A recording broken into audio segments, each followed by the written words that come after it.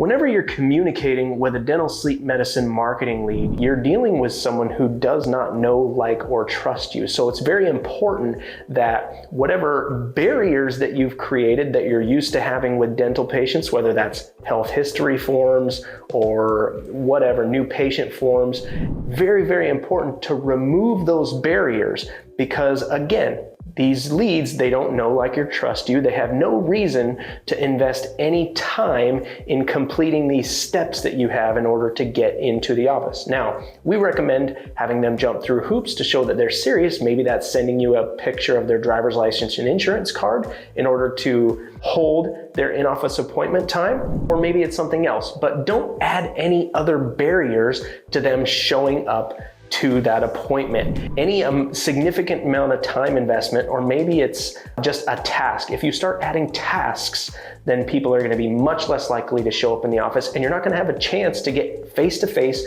build a relationship, and they're just not going to do anything. Whereas if they did come into the office and you did have that face-to-face, you can build trust, and they're more likely to take that next step.